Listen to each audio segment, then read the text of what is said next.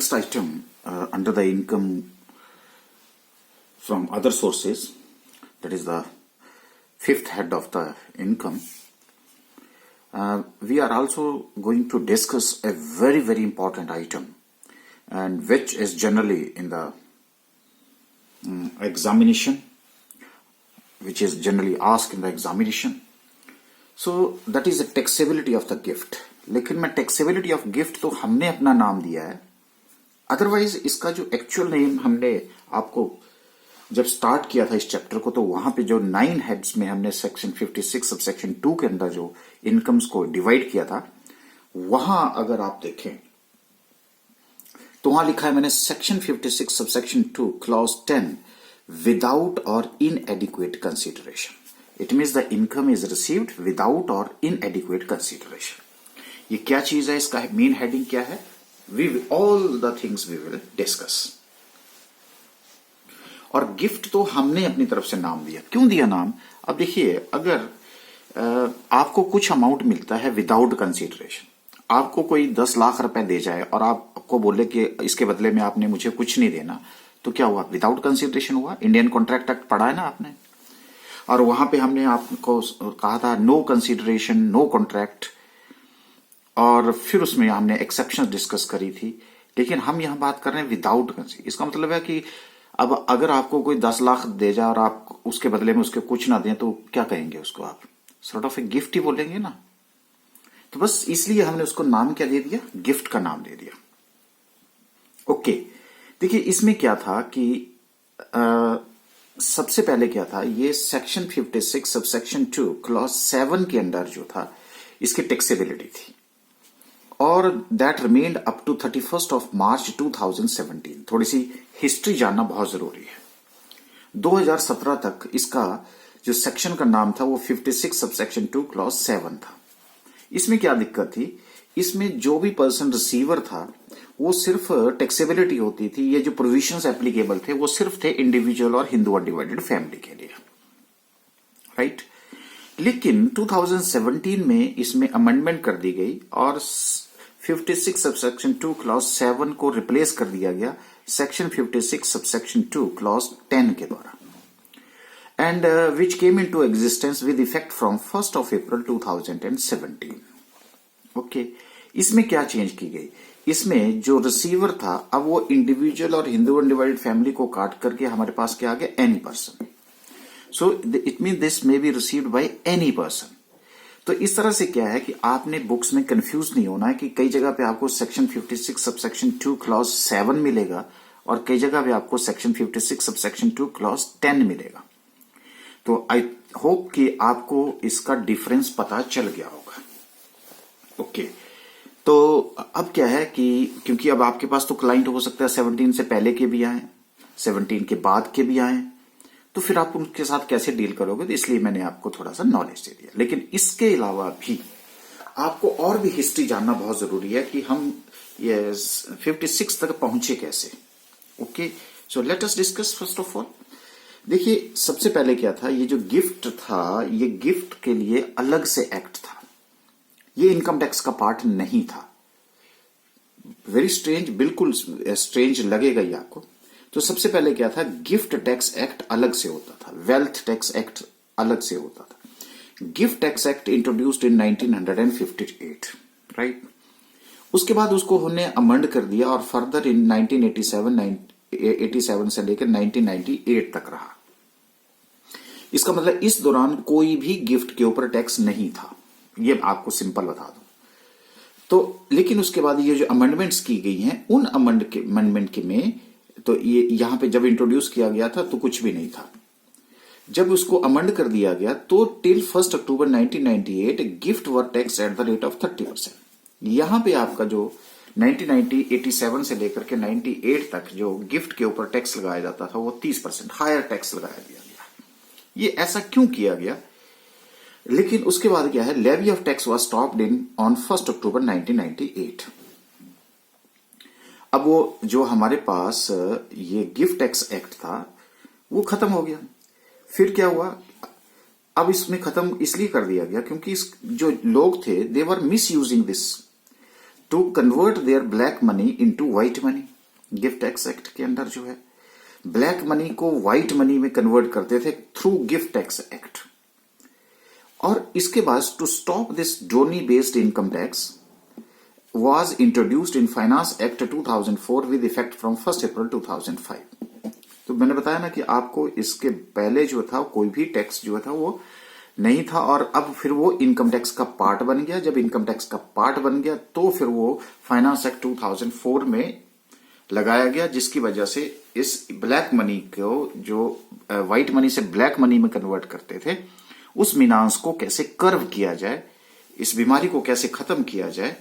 तो उसके लिए क्या किया गया कि सेक्शन 56 सब सेक्शन 2 क्लॉज 7 जो है इंट्रोड्यूस किया गया फाइनेंस एक्ट 2009 में। और इसका जो इम्प्लीमेंटेशन है दैट इफेक्टिव अप टू 1 अक्टूबर 2017, मैंने जैसे आपको बताया 7। और फिर उसके बाद क्योंकि इसमें क्या था, it includes because this does not include any person other than individual और हिंदू अनडिवाइड फैमिली, जो मैंने अभी आपसे बात करी। यहां इंडिविजुअल और हिंदू अनडिवाइड फैमिली था, लेकिन अब क्या आ गया, इसमें एनी पर्सन आ गया। और फिर भी मैं आपको बता रहा हूं कि सेक्शन 56 सब सेक्शन 2 क्लॉज 10 जो इंट्रोड्यूस किया गया उसमें ये लिखा गया विदाउट कंसिडरेशन और इनएडिक्वेट कंसिडरेशन। ठीक है, लेकिन विदाउट कंसिडरेशन ये दो फीचर मैंने इधर को विदाउट कंसिडरेशन, अब मैंने कहा तो ये दोनों पार्ट के हैं, गिफ्ट ही है। अब आपको कोई आइटम जो 10 रुपए की 1 रुपए में दे दिया जाए तो वो क्या हो गया, इनएडिक्वेट कंसिडरेशन हो गया आपके पास।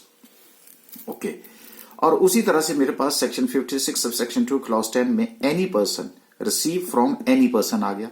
पहले सिर्फ क्या था, इंडिविजुअल और हिंदू अनडिवाइड फैमिली था, लेकिन अब क्या आ गया जी, any person receive from any person, right. अच्छा, लेकिन इसमें क्या हुआ कि ये जो मैं आपसे जो हिस्ट्री डिस्कस करी, जिसको बोलते हैं ना कि ब्लैक मनी और व्हाइट मनी, वही होता क्या है ये ब्लैक मनी और व्हाइट मनी। तो मैं आपको बता दूं कि जिस इनकम के ऊपर आप टैक्स नहीं देते वो ब्लैक मनी बन जाता है, और जिसके ऊपर आप टैक्स दे देते हैं वो व्हाइट मनी होता है। तो ऐसा नहीं है कोई कलर का डिफरेंस है इसमें कि this is a black money और this is a white money, नहीं। तो जहां पे टैक्स नहीं दिया जाता that is a black money, और जिसके ऊपर टैक्स दे दिया जाता है वो आपका क्या बन जाता है, व्हाइट मनी बन जाता है, राइट। और आपको पता है कि अब सबसे ज्यादा अटैक हमारा किसके ऊपर होता है, ब्लैक मनी के ऊपर, कि इसको कैसे खत्म किया जाए। चाहे हमारे पास इंफॉर्मेशन टेक्नोलॉजी इसमें रोल प्ले कर रही है, चाहे कोई और रोल प्ले कर रहा है। तो मैं सबसे पहले ना इस हिस्ट्री से जो ब्लैक मनी और व्हाइट मनी की बात है, हाँ, people misuse this to convert their black money into white money, and to stop this Donny based income tax was introduced in Finance Act 2004 with effect from 1st April 2005। तो मैं पहले आपको black money का जो लोग पहले कैसे इसका यूज कर रहे थे उसकी बात मैं आपसे शेयर करता हूं सबसे पहले, तो फिर आपको गिफ्ट टैक्स जो है बड़ी जल्दी जो है वो समझ आ जाएगा। देखिए, यहां पे मैं पहले आपको एक इंस्टांस बता रहा हूं, और वो इंस्टांस क्या है कि एक मिस्टर ए है, बहुत ही ईमानदार आदमी है, और मिस्टर बी है जो उसमें ईमानदारी जो है वो नहीं है। ये बेचारा क्या है, इसके पास सारा का सारा पैसा क्या है, व्हाइट मनी। ये टैक्स पे करता है गवर्नमेंट को, जो भी टैक्स है देता है। और ये एक ऐसा पर्सन है जो कभी जो है वो टैक्स की हमेशा चोरी करता है। अब जब चोरी कर ली उसने, तो लेकिन अब क्या हुआ कि इसके द्वारा ब्लैक के द्वारा कुछ प्रॉपर्टी खरीदनी थी। अब जब प्रॉपर्टी खरीदनी थी तो उसको एक व्हाइट मनी की जरूरत पड़ गई, क्योंकि अब व्हाइट मनी जो है, आप प्रॉपर्टी की परचेसिंग के लिए आपको व्हाइट मनी का यूज होना था। अब आपने क्या किया कि आपको 40 लाख रुपए की वो प्रॉपर्टी मिलने वाली थी। अब जो उसको खरीद रहा था, जो बेच रहा था, वो कहता मुझे तो व्हाइट मनी चाहिए, आपके पास तो सारा ब्लैक मनी है, मैं ब्लैक मनी में नहीं वो करूंगा। तो जैसे ही उसने ये 40 लाख की जरूरत पड़ी तो मिस्टर ए के पास गया। अब क्योंकि मिस्टर ए के पास सारा का सारा पैसा कितना था, उसका सारा का सारा पैसा क्या है, व्हाइट मनी है। वो उसके पास गया, कहता यार 40 लाख रुपए मुझे दे दे। वो कहता मैं 40 रुपए तेरे को क्यों दूं। कहता नहीं यार, मुझे ना ऐसा है कि व्हाइट मनी चाहिए और तेरे पास सारा पैसा व्हाइट मनी है। अब वो क्या कर रहा है कि उसको एक टैक्स प्लानिंग करके दे रहा है।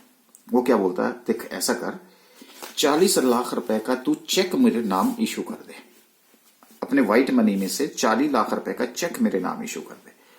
अब वो 40 लाख रुपीस कहता मेरे पास आ जाएगा। जो 40 लाख रुपीस होगा तो उसको अब मैं तेरे इसके बदले में तेरे को कुछ नहीं दे रहा हूं, तो इसको तू क्या शो कर, गिफ्ट शो कर। अब जब गिफ्ट शो कर तो मेरे पास ही 40 लाख रुपए आ गया, तो मैं इसके ऊपर कोई टैक्स नहीं दूंगा। और क्या हो गया, लेकिन देख एक बात और बताऊं तेरे को कि मैं 40 लाख रुपए तेरे से व्हाइट मनी दूंगा, तेरे को मैं 45 लाख रुपए ब्लैक मनी दे दूंगा। ठीक है, तो इसका मतलब है कि मैं 5 लाख रुपए तेरे को एक्स्ट्रा दे रहा हूं इसके बदले में।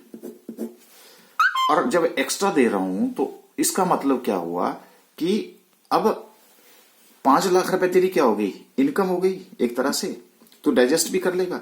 तो इससे क्या हो रहा है कि अब क्या हुआ, गवर्नमेंट को भी नुकसान हो गया। इसने क्या किया, 40 लाख रुपए जो ब्लैक मनी था वो उसको क्या कर दिया, व्हाइट मनी। तो इसलिए गवर्नमेंट ने क्या कहा कि अब ऐसी गिफ्ट के ऊपर क्या किया जाए, तो उन्होंने क्या कर दिया, गिफ्ट टैक्स लगा दिया। और गिफ्ट टैक्स का रेट लगा दिया 30%। अब वो कहता है तेरे को गिफ्ट मिला ना 40 लाख रुपए का, ला 12 लाख रुपए इसके ऊपर मुझे दे दे, टैक्स दे दे। अब तेरे पास कितना रह गया, 28 लाख। तो ले, जो टैक्स तूने बचाया था अब मैं उसको खत्म करता हूं। तो ऐसा करके क्या हुआ कि 30% का टैक्स लगा दिया गया। ठीक है जी, ओके। अब जो दूसरा केस आपके साथ डिस्कस करेंगे, अब उसमें क्या हुआ कि ये दोबारा से ये मिस्टर ए, मान लीजिए ए है और ये मिस्टर बी है। ए जो है वो एक प्रॉपर्टी जो है वो तो 2 करोड़ में सेल करता है और बी जो है उसको बाई करता है। लेकिन बी ने कहा कि देख भैया, ये मैं 2 करोड़ में तो नहीं दे सकता, 2 करोड़ की जगह पे मैं तेरे को व्हाइट मनी नहीं दे सकता, मैं तेरे को 180 जो है व्हाइट मनी दूंगा और 20 लाख जो है तेरे को कैश में दूंगा। अब जब कैश में दिया जाता है तो इसका मतलब है वो ब्लैक मनी है।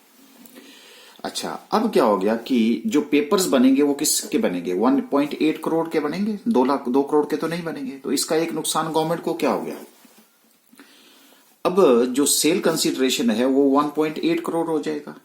इसका मतलब 20 लाख रुपए का जो कैपिटल गेन था उसके ऊपर जो टैक्स बनता था वो खत्म हो गया। एक तो ये बात हो गई।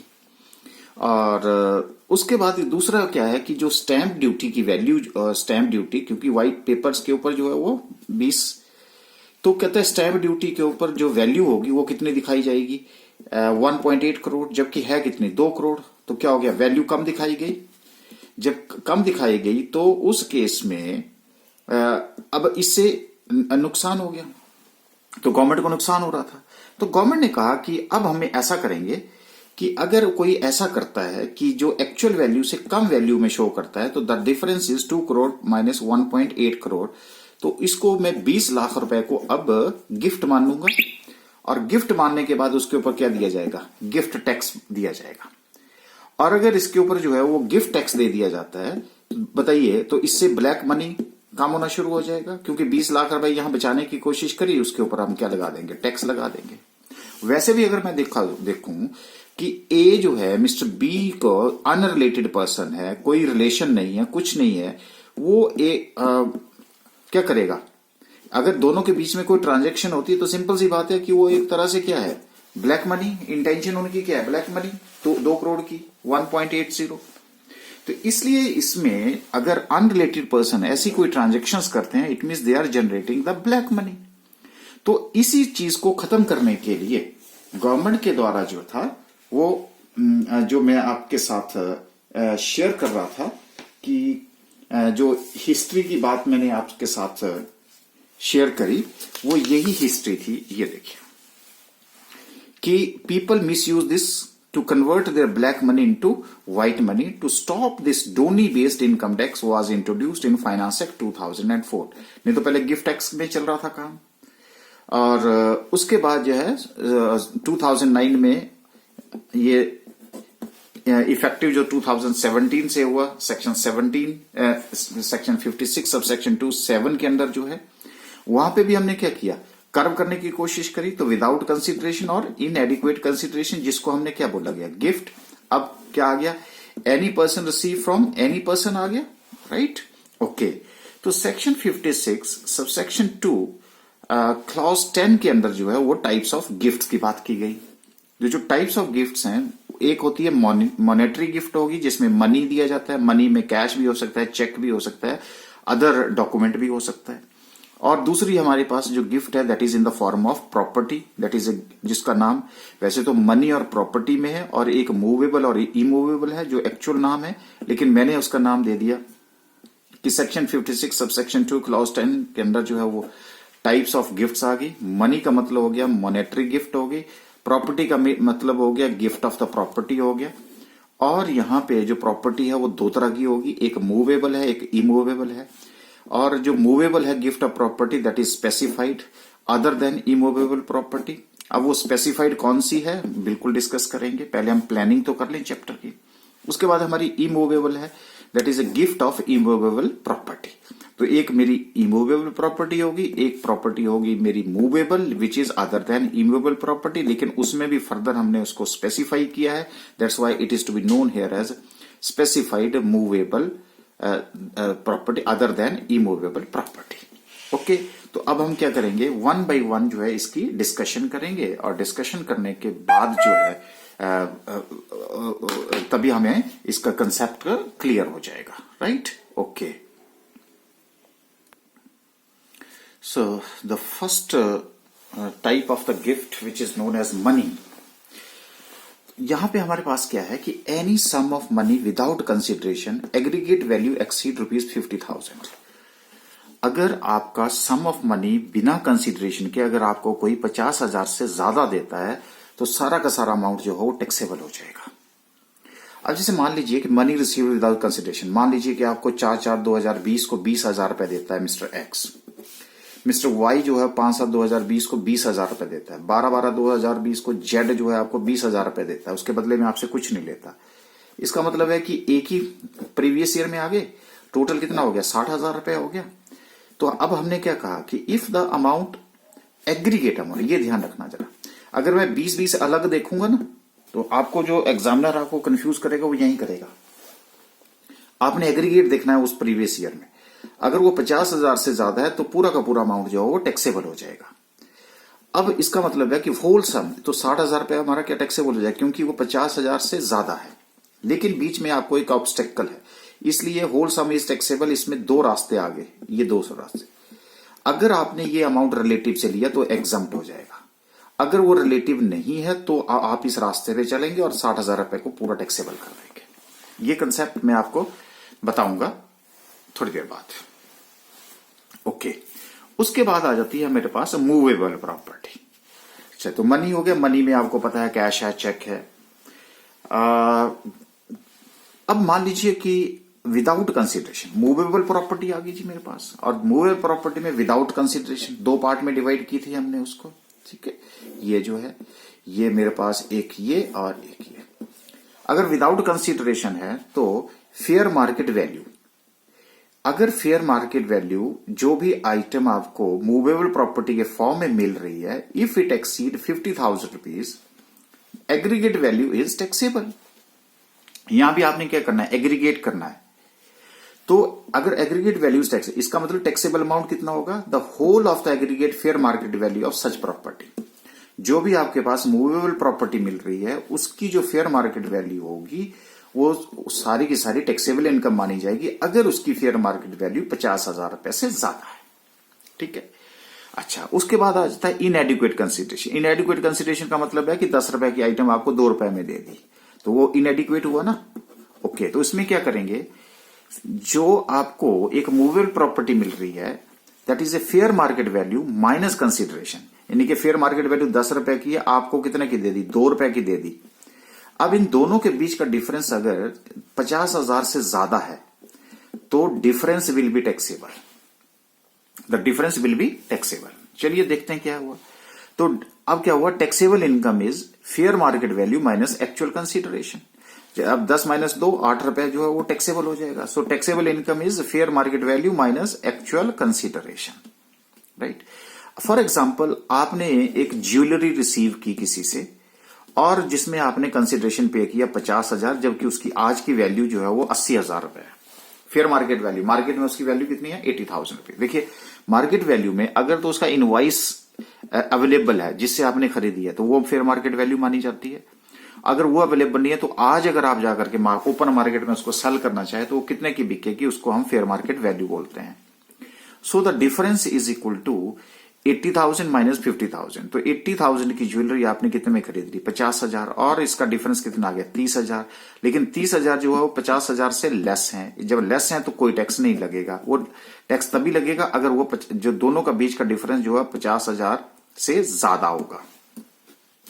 तो क्लियर हो गया जी। तो fair market value minus consideration if it exceed ₹50,000 the difference will be taxable and taxable income is fair market value minus actual consideration. Fair market value is minus actual consideration, right. तो no taxation. Okay, अब जो movable property है वो क्या include करती है? Okay, तो इसमें तभी तो मैंने आपको बोला स्पेसिफाइड। स्पेसिफाइड में क्या है? Shares and securities, jewellery, archaeological collection, drawings, paintings, sculptures, any work of art and Boolean. लेकिन आपको याद रखना आपने कि अब इसको कैसे याद रखेंगे, तो कुछ नहीं करना आपने। ये देखिए, एक शेयर एंड सिक्योरिटीज और एक आपके पास ये बुलियन, ये तो आप दो आइटम्स आपके पास ये है ही है। बाकी के आइटम आपको कहां से मिल रही है? देखिए बाकी की आइटम आपको याद होगा कि हमने कैपिटल गेन में कैपिटल एसेट की डेफिनेशन पढ़ी थी। कुछ याद आ रहा है जी? कैपिटल एसेट्स की। और कैपिटल एसेट में मैंने आपको डिटेल में बताया था कि उसमें आपके पर्सनल इफेक्ट्स जो आपके पर्सनल यूज के लिए जो है, लेकिन उस पर्सनल यूज में हमने उसमें से कौन सा छोड़ दिया था? Jewellery, archaeological collection, drawings, paintings, culture है। जो हमने छोड़ दिया था वो यहां इंक्लूड कर दिया। ठीक है जी। तो इसका मतलब है कि these are excluded from the definition of the personal effects. निकाल दिया था ना इनको, तो बस अब याद आ गया। तो क्या होगा? शेयर एंड सिक्योरिटीज, बुलियंस आ गए, और अदर्स जो है वो कौन से आ गए? Which are excluded from the definition of the personal effects under the head of the capital gain from the definition of the capital asset. लो जी, शॉर्टकट मिल दे दिया आपको।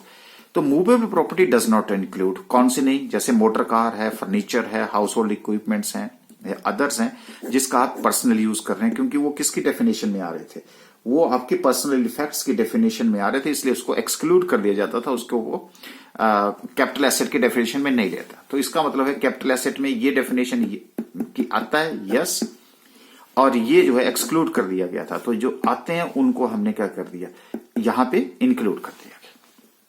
अब इसी बहाने से आपको याद हो जाएगा स्पेसिफाइड। ओके, अब उसके बाद अब हम चलते हैं जी इमूवेबल प्रॉपर्टी में। देखिए इमूवेबल प्रॉपर्टी में भी हमारे पास दो बातें आ गई। एक आ गई विदाउट कंसिडरेशन और दूसरी आ गई इनएडिक्वेट कंसिडरेशन। विदाउट कंसिडरेशन में अब हम यहां पे क्या देखेंगे? Stamp duty value. अब मैंने स्टैंप ड्यूटी वैल्यू, क्योंकि जब भी आप कोई भी एसेट परचेज करते हैं, इमूवेबल प्रॉपर्टी परचेज करते हैं, लैंड परचेज करते हैं, उसके ऊपर स्टैंप पे लगता है, उसकी स्टैंप ड्यूटी वैल्यू होती है। जो मैंने आपको ब्लैक मनी के हिसाब से बताया, जो 2 करोड़ और 1.80 करोड़ में बताया कि वहां पे उसकी जो स्टैंप ड्यूटी वैल्यू है, अब वो 1.80 करोड़ दिखाई जाएगी व्हाइट में। तो यहां पे अब हम क्या करेंगे कि अगर विदाउट कंसिडरेशन है, यानी कि आपको एसेट मिल रही है लेकिन आप उसमें कुछ नहीं दे रहे हैं, तो लेकिन अगर स्टैंप ड्यूटी वैल्यू उस इमूवेबल प्रॉपर्टी, जैसे लैंड और बिल्डिंग आएगी इमूवेबल प्रॉपर्टी में, तो अगर वो आपकी वैल्यू स्टैंप ड्यूटी वैल्यू जो है वो 50,000 से एक्सेस हो जाएगी तो एग्रीगेट वैल्यू इज टैक्सेबल। लेकिन यहां पे अब मैं एग्रीगेट वैल्यू नहीं बोलूंगा, यहां पे हमें ईच ट्रांजैक्शन की वैल्यू लिखी जाएगी, इसलिए जानबूझ करके मैंने एग्रीगेट लिखा था, अब इसको काट दिया ईच वैल्यू। तो taxable income is equal to stamp duty value of such immovable property. अब मान लो अगर यहाँ पे 1 लाख रुपए की आइटम दे दी तो 50,000 से ज्यादा है और स्टैंप ड्यूटी वैल्यू कितनी? 1 लाख रुपए जो है वो टैक्सेबल इनकम मानी जाएगी। अब आ जाइए इनएडिक्वेट कंसिडरेशन। तो इनएडिक्वेट कंसिडरेशन में क्या करेंगे हम? Stamp duty value minus consideration. तो वही मैंने बताया कि अगर आपको 50,000 की आइटम जो है वो 10,000 रुपए में आपको कोई लैंड दे दी जा रही है, तो 50,000 जो है आपकी स्टैंप ड्यूटी वैल्यू है और कंसिडरेशन आपसे कितना लिया गया? 10,000 रुपए लिया। तो डिफरेंस यहां कितना हो गया? 40,000। अब अगर ऐसी सिचुएशन आ जाती है तो इट डज नॉट एक्सीड 50,000, लेकिन ये 50,000 से ज्यादा है। अगर वो 50,000 से ज्यादा है या 5% ऑफ कंसिडरेशन, 10% हो जाएगा हमारा 1 अप्रैल 2020 से, इनमें से कोई भी अमाउंट अगर होगा तो डिफरेंस विल बी टैक्सेबल। अब अगर यहां पे मान लो 50 नहीं होता, यहां पे 1 लाख रुपए होता, तो 1 लाख में 10,000 90,000 एक्सीड कर गया 50,000, तो क्या हो गया जी, अब या तो 5% ऑफ कंसिडरेशन है, 5% ऑफ कंसिडरेशन जो है मेरे पास 10 कितना हो गया 5,000, तो ये 50,000 चलेगा, तो डिफरेंस विल बी टैक्सेबल। तो 90,000 रुपए ऊपर यहां क्या टैक्स लग जाएगा, तो taxable income is equal to that is the stamp duty value minus actual consideration, जो भी डिफरेंस होगा दैट वुड बी टैक्सेबल, लेकिन वो 50,000 से ज्यादा होना चाहिए। ये भी बात क्लियर है जी अब आपको। तो चारों कंसेप्ट जो हैं अब आपके क्लियर हो गए, लेकिन अब यहां पे हमारे पास आती है एग्जम्पशन। एग्जम्पशन का मतलब क्या होगा, non applicability of the section 56 sub section 210। तो जहां नहीं होगा, कहां नहीं होगा, एनी सम ऑफ मनी और प्रॉपर्टी रिसीव्ड, किससे, फ्रॉम एनी रिलेटिव, जो आपका ब्लड रिलेशन में है, on the occasion of the marriage of the individual, अगर किसी के मैरिज के on the occasion of the marriage अगर आपको ये मनी मिलता है या आपके पास मूवेबल प्रॉपर्टी दी जाती है, इमूवेबल प्रॉपर्टी दी जाती है on the occasion of the marriage of the individual, तो उस केस में भी उसके ऊपर टैक्स नहीं लगेगा, तभी वो एग्जम्प्ट हो जाएगी अंडर ए विल और बाय वे ऑफ इनहेरिटेंस। अब अगर आपको किसी ने वसीयत लिख दी या आपको अपने पेरेंट्स से मिल रही है या ग्रैंड पेरेंट्स से मिल रही है, तो उस केस में भी ये एग्जम्प्ट होगी। In contemplation of death of the payer और डोनर, मान लीजिए कि कोई जो है वो डेथ बेड के ऊपर है और वो कहना चाहता है कि नहीं देखो जी मैं अब ये प्रॉपर्टी फलां के देना चाहता हूं, और उसको उसने जो है वो डोनेट कर दी बिफोर द डेथ, इन मतलब डेथ के on the verge of death. कई बार होता है ना कि मरते मरते कोई बोल जाता है, आपने मूवीज में देखा होगा, उसी को बोलते हैं। फ्रॉम एनी लोकल अथॉरिटी से अगर आपको मिल रहा है, लोकल पंचायत से, फ्रॉम एनी फंड और फाउंडेशन, क्योंकि आपको पता है कि कितने भी ट्रस्ट हैं, यूनिवर्सिटीज हैं, फंड्स हैं, फाउंडेशन है, वो क्या करते हैं, वो आपके पास कई बार जो है वो फंड्स का यूटिलाइजेशन करते हैं, वो चैरिटी करते हैं, तो चैरिटी के फॉर्म में अगर देता है तो वो भी वो एग्जम्प्ट होगा। By an Hindu undivided family from its members, right, ये तो है ही है। And by way of transaction not recorded as a transfer under section 47 में आपने क्या पढ़ा था, स्पेशल मोड ऑफ ट्रांसफर पढ़ा था ना कैपिटल मोड में, तो वो सारे आ गए, amalgamation, subsidiary, inheritance, everything is covered, right. अच्छा, उसके बाद जो है अब यहां पे मैंने बोला फ्रॉम एनी रिलेटिव, रिलेटिव तो रिलेटिव क्या होगा, देखो मैं अभी आपको रिलेटिव के डेफिनेशन बताता हूं, फिर और डिस्कशन करें। ये मान लीजिए इंडिविजुअल है, ठीक है, इंडिविजुअल के ब्रदर एंड सिस्टर, ये इंडिविजुअल के ब्रदर एंड सिस्टर, ठीक है, और उनके अगर स्पाउस, चलो इनको मैं बाद में बताता हूं। ब्रदर एंड सिस्टर, मान लो मिस्टर एक्स है तो उसका ब्रदर एंड सिस्टर उसका रिश्तेदार हुआ। अब इंडिविजुअल अगर हस्बैंड है तो इसकी वाइफ होगी, अगर ये वाइफ है तो ये हस्बैंड होगा, उसका स्पाउस हो गया। अच्छा, स्पाउस के ब्रदर एंड सिस्टर किस में आएंगे, रिलेटिव में, या ब्रदर होगा या सिस्टर होगा। अब फिर बता देता हूं, ब्रदर होगा तो उसकी ब्रदर की वाइफ भी रिलेशन में आएगी, अगर सिस्टर है तो सिस्टर का हस्बैंड भी क्या होगा, रिलेशन में आएगा। अब यहां पे अगर स्पाउस है तो उसकी वाइफ भी रिलेटिव में आएगी, सिस्टर है तो वो उसका हस्बैंड जो है वो भी रिलेशन में आएगा, ठीक है। अच्छा, ये तो हम इधर को फैल गए, राइट हैंड साइड और लेफ्ट हैंड साइड। अब थोड़ा सा, क्योंकि उसमें असेंडेंट और डिसेंडेंट की बात है, अब थोड़ा सा ऊपर बढ़ते हैं। पेरेंट्स, पेरेंट्स में क्या हो गया, मदर और फादर, ठीक है, अलग अलग से, कोई बात नहीं, आगे मैंने आपके लिए एक समरी बनाई है, वहां उसकी बातें को डिस्कस करूंगा। तो यहां क्या आ गए जी, पेरेंट्स आ गए। अब पेरेंट्स के पहले मैं शॉर्ट में बता देता हूं आपको, पेरेंट्स आ गए, पेरेंट्स भी रिलेशन में आ गए, आगे इनसे मिलता है। लेकिन अगर पेरेंट्स के ब्रदर और सिस्टर हैं तो वो भी रिलेशन में आ गए, लेकिन अगर ब्रदर है तो उसकी वाइफ भी रिलेशन में आएगी, अगर सिस्टर है तो सिस्टर का हस्बैंड भी जो है वो रिलेशन में आएगा, ठीक है, वो रिलेटिव के डेफिनेशन में आएगा। थोड़ा सा और पीछे जाएंगे तो यहां हम ग्रैंड पेरेंट्स आ गए, वो भी रिलेटिव में होंगे।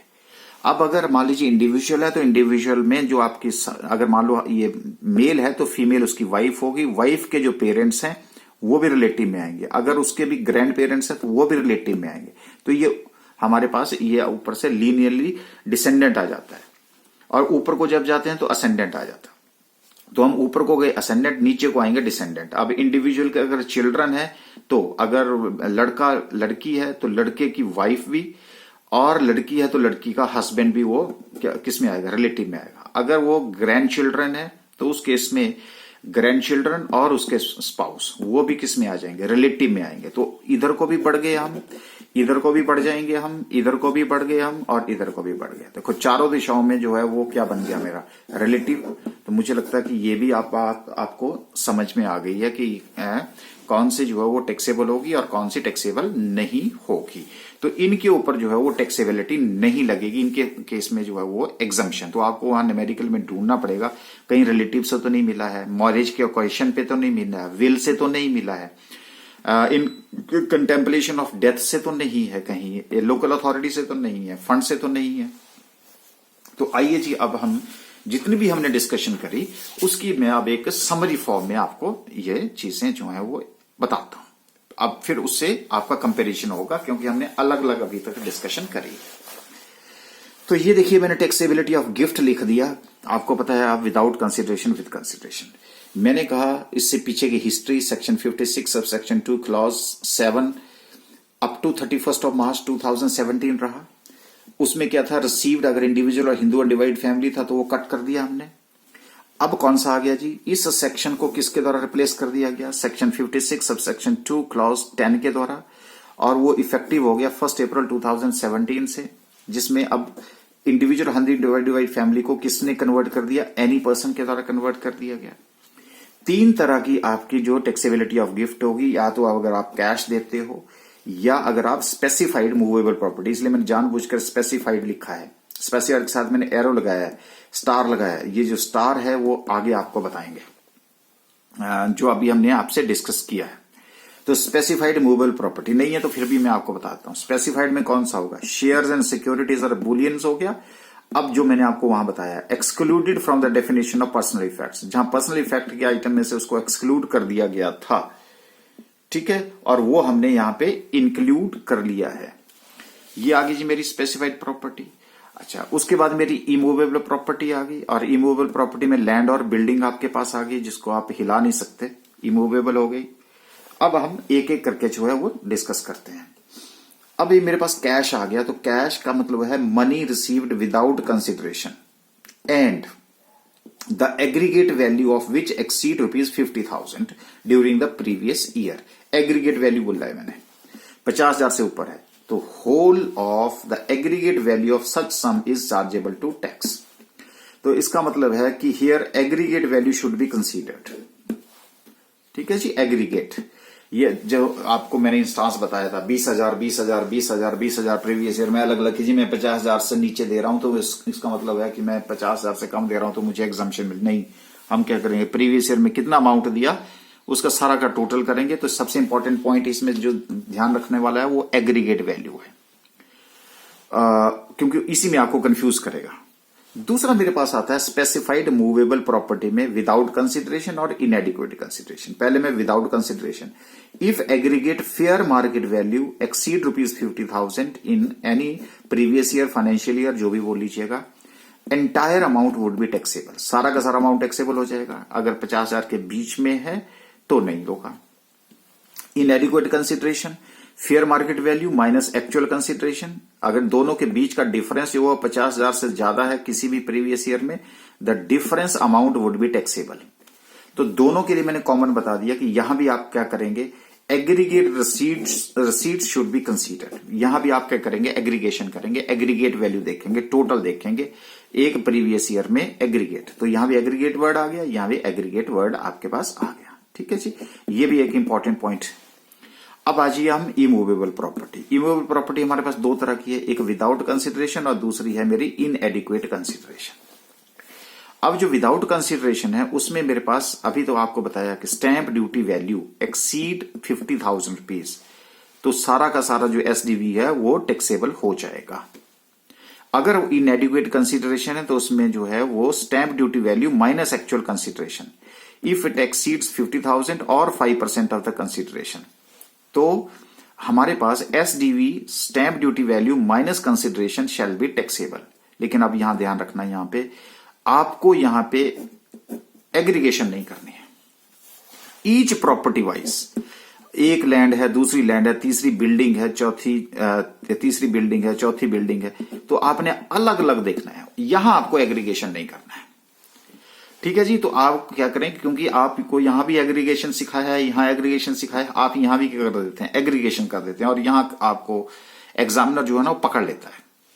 तो अब आपने एग्जामिनर को पकड़ना है, ठीक है, कि वो क्या कर रहा है, पेपर सेटर को पकड़ना है, वो क्या कर रहा है, उसके द्वारा आपको कैसे कंफ्यूजन क्रिएट किया गया है। ठीक है जी।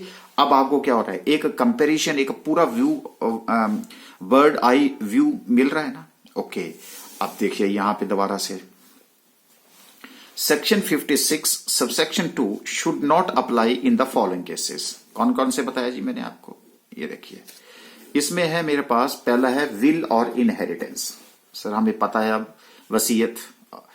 उसके बाद है in contemplation of death of donor और पेयर, जो क्या बोलते हैं, मृत्यु शैया के ऊपर पड़ा है और उसके द्वारा अगर बोल दिया जाता है।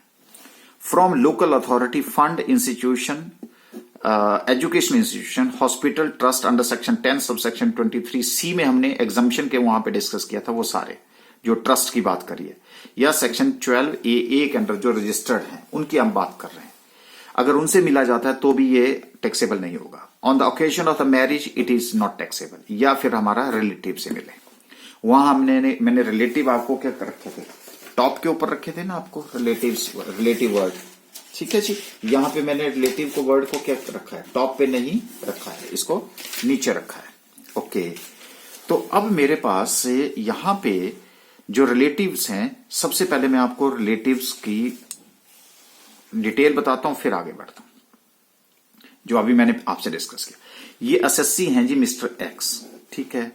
तो एक्स की पत्नी इधर को आ गया, ठीक है, एक्स की पत्नी, और उस पत्नी का ब्रदर और पत्नी का सिस्टर, ठीक है।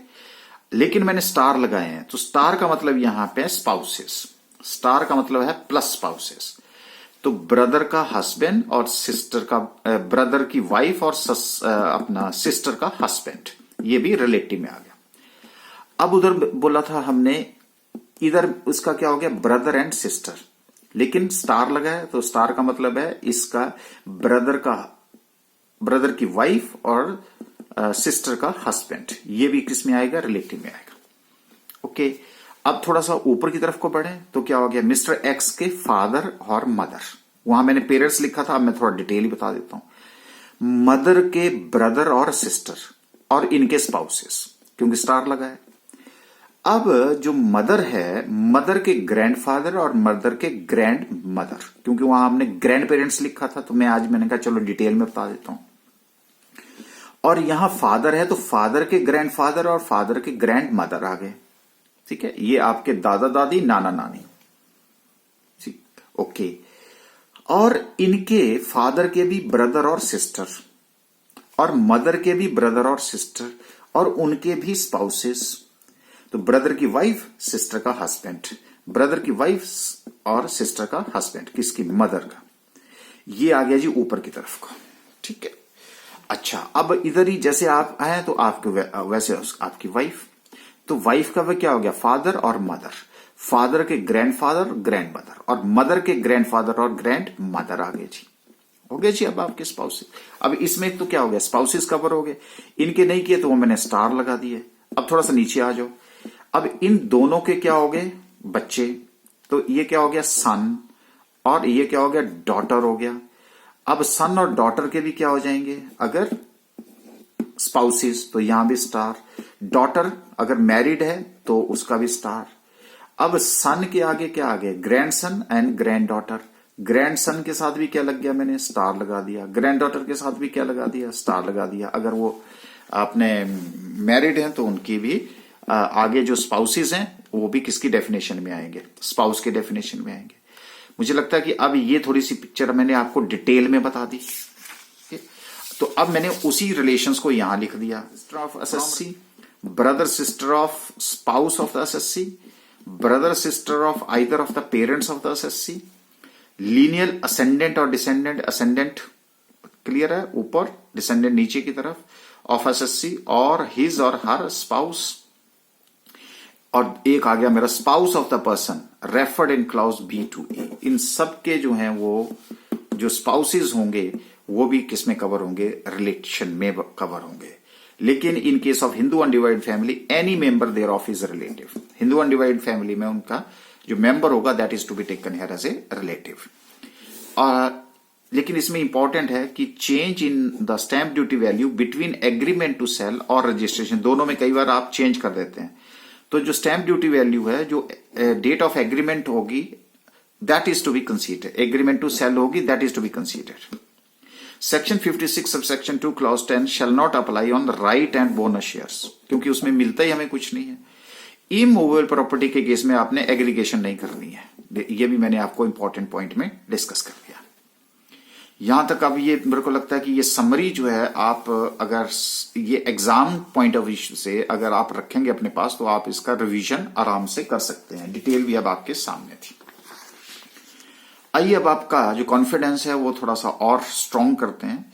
ये है mister X receives the following gifts during the previous year 2019-20, compute his taxable income under the head income from other sources. इन्होंने receive ₹1 lakh as gift from Y friend on 1/6/2019। Okay, तो क्या है जी, ये मॉनेटरी है, गिफ्ट रुपीज मिले। Received a microwave costing ₹14,500 is gift from his friend. ठीक है जी, तो ये जो माइक्रोवेव है ये आपके पास क्या है सर, मूवेबल प्रॉपर्टी है। लेकिन मूवेबल में हम क्या देखते हैं, स्पेसिफाइड और नॉन स्पेसिफाइड। सर ये ऐसी तो हमने स्पेसिफाइड में नहीं देखी है, कोई बात नहीं, अगर नहीं देखी है तो आगे देखते हैं इसका। Receive ₹50,000 gift from another friend A, friend से मिल रहा है उसको, ये भी क्या है, monetary benefit. Receive ₹30,000 gift from his sister, लो जी सिस्टर आ गई तो क्या आ गया, रिलेटिव आ गया जी, रिलेशन में आ गई और साथ में क्या है, मॉनेटरी है। Okay, ₹40,000 as gift from his friend mister D, friend से आ गया लेकिन मॉनेटरी है, this is a monetary. Receive ₹1,60,000 at gift from his non resident friend, ये भी नॉन रेजिडेंट फ्रेंड है तो ये 1 फरवरी 2020 है, 1,60,000 है, मॉनेटरी है। ओके, फ्रेंड जो रिलेटिव में नहीं आता, अंकल भी रिलेटिव में नहीं आता, ये भी ध्यान रखना, पहले होता था अंकल। ऑन April 13, 2019 ही रिसीव्स प्लॉट। ओके, तो प्लॉट क्या हो गया जी, immovable property, 10 lakh from his नानीज सिस्टर। नानी तो क्या हो गया जी, रिलेटिव, लेकिन सिस्टर अंडर ए विल है, सिस्टर हो चाहे लेकिन ये अंडर ए विल आ गया, तो विल है, तो विल अभी हमने डिस्कस किया कि जी ये तो एग्जम्प्ट हो जाता है। On June 21st, 2019, he purchases a house from father-in-law of his brother for ₹5 lakhs. The stamp duty value of the house is 7 lakh. तो ये 7 लाख का 5 लाख में उन्होंने ये खरीद लिया है। ओके, तो चलिए जी कंप्यूट करते हैं इस इनकम को। So the computation of the income from other sources for the previous year 2019-20। तो पहले देखते हैं गिफ्ट फ्रॉम वाई फ्रेंड कितना जी, 1 लाख रुपए, ये देखिए 1 लाख रुपए, ठीक है। उसके बाद है मॉनेटरी गिफ्ट मैंने इकट्ठी कर दी, gift from a friend on 1 November 2019, वो कितने की, 50,000। गिफ्ट फ्रॉम सिस्टर किसमें आता है जी, सिस्टर जो है वो किसमें आ गया, रिलेटिव्स में आ गया, तो रिलेटिव्स में इसलिए ये नील हो गया। गिफ्ट फ्रॉम फ्रेंड है डी 1 दिसंबर, नेचुरली ये आ गया। Gift from non resident friend है 1 लाख, रिश्तेदार में नहीं आ रहा है, तो ये टोटल मॉनेटरी बेनिफिट्स कितने हो गए, 3,50,000। सर ये तो 50,000 से ज्यादा है, बिल्कुल, अगर 50,000 से ज्यादा तो आपको नोट है, since aggregate amount exceed ₹50,000 therefore the whole amount shall be chargeable as income. इसलिए हम कहां ले गए इसको, इनकम में ले गए 3,50,000 रुपए। आ जाओ जी, अब हम चलते हैं इमूवेबल प्रॉपर्टी में। इमूवेबल प्रॉपर्टी में हमारे पास इनएडिक्वेट कंसिडरेशन में जो आपके पास 7 लाख रुपए का घर था वो कितने में बेच दिया, 5 लाख रुपए में, तो 2 लाख रुपए 50,000 से ज्यादा है, सो the difference exceed ₹50,000, so therefore it is fully taxable. Gift of A plot under a will है, विल है तो वो एग्जम्प्ट होता है, एग्जम्प्ट है तो यहां नील आ जाता है।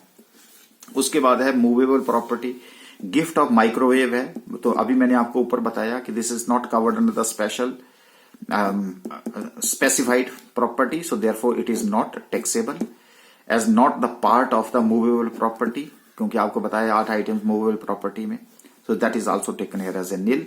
तो 3.5 लाख और 2 लाख प्लस किया, तो ये इसका मतलब है कि total income from other sources is equal to 5,50,000 rupees. तो इस तरह से क्या है कि आप प्रैक्टिस करेंगे और आपके पास समरी टेबल भी आपके पास पड़ा है और उसी के बेस के ऊपर आप क्वेश्चन सॉल्व कर दीजिए। कई बार इंडिपेंडेंट क्वेश्चन आ जाता है गिफ्ट के ऊपर ही एग्जाम में, तो अगर गिफ्ट की ट्रीटमेंट करनी होगी तो फिर आपके सामने है कि कैसे जो है उसको ट्रीट करना है। ठीक है जी, यहां तक बात क्लियर है। तो आई होप कि जितनी भी मेरी 56 सबसेक्शन 2 के अंदर जो इंपॉर्टेंट आइटम्स थी दैट वी हैव डिस्कस्ड। अब जैसे मशीनरी वगैरह है, प्लांट वगैरह है, जो कि ओकेजनली आप किराए पे देते हैं, वो बातें हमने स्टार्टिंग में ही डिस्कस कर ली हैं। अगर वो बिजनेस और प्रोफेशन में टैक्सेबल नहीं होगा तो इनकम फ्रॉम अदर सोर्सेज में टैक्सेबल होगा। तो इनकम्स मेरी आ गई, 56 मेरा कवर हो गया। अब हम बढ़ेंगे 57 की तरफ को, उसके लिए आपको नेक्स्ट लेक्चर का इंतजार करना पड़ेगा।